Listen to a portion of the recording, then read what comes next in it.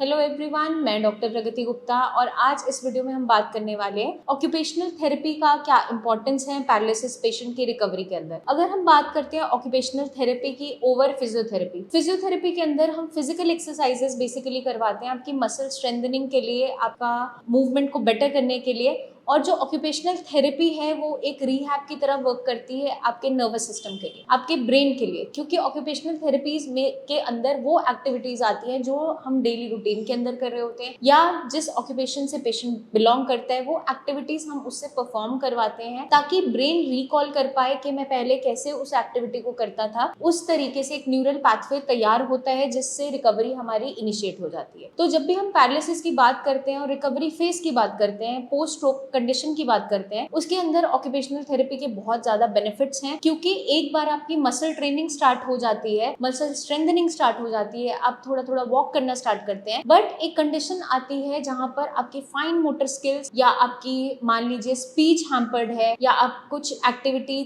Perform अब नहीं कर पा रहे हैं या फिर आपकी मेमोरी में इश्यूज आ रहे हैं या लास्ट में आपका हाथ फ्लेक्स नहीं कर पा रहा है, छोटी सी आपकी फिंगर्स में कुछ कमी रह गई है, या आप सारी एक्टिविटीज तो कर पा रहे हो लेकिन हमारी पेन होल्डिंग या कोई छोटी पिन को उठाना, बटन बंद करना, ये एक्टिविटीज रह गई हैं, तो इनके लिए अलग से ऑक्यूपेशनल थेरेपीज भी हेल्प कर जाती हैं साथ में, क्योंकि हमारे ब्रेन को दोबारा से रिकॉल करवाती है कि एक्टिविटी किस तरीके से कर रहे थे। मसल स्ट्रेंथनिंग करके हम मसल्स को ठीक रख सकते हैं ताकि वो ये एक्टिविटीज परफॉर्म कर सके, तो वहां पे फिजियोथेरेपी का रोल है। बट जहां पर आपको न्यूरल पाथवेज को क्रिएट करना है वहां पर आपकी ऑक्यूपेशनल थेरेपी बहुत अच्छा रोल प्ले करती है, क्योंकि आपके ब्रेन को दोबारा से ये रिकॉल करवाती है, सिखाती है। जैसे हम छोटे बच्चे को कोई भी एक्टिविटी करना, नई एक्टिविटी करना सिखाते हैं तो हम बार बार उसे सिखाते हैं, कोई वर्ड सिखाते हैं उसे बार बार रिपीटेशन करवाते हैं, वही सेम अप्लाई करता है हमारे ब्रेन के साथ। तो फॉर एग्जाम्पल आपको अगर हमारा पेशेंट है, उसके जॉइंट्स थोड़े थोड़े ओपन हो चुके हैं, हाथ पैर में मूवमेंट है थोड़ी थोड़ी, फॉर एग्जांपल उसके हाथ में शोल्डर में मूवमेंट है, एल्बो में है और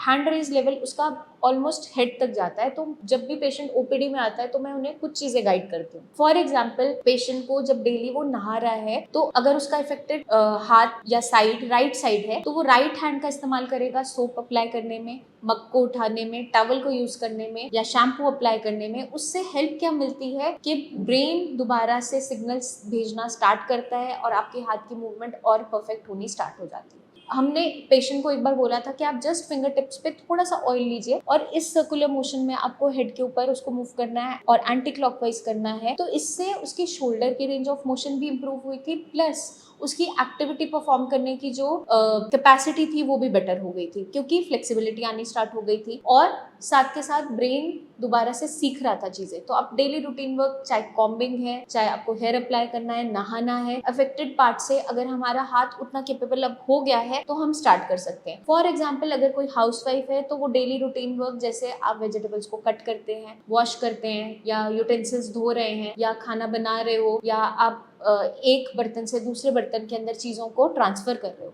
तो आप ये एक डेली रूटीन के अंदर एक्टिविटी के परफॉर्म कर सकते हो। और छोटे छोटे मटर या चने का दाना आप ऐसे पिक करके दूसरी जगह रख सकते हैं। तो ये डेली रूटीन वर्क जब हम करते हैं, या शू लेसेस को टाई करना, रेडी होना, या आप जब निकल रहे हैं तो अपना सारा सामान दोबारा से पैक करना, अपना बैग बनाना, इससे क्या होगा, आपकी मेमोरी पे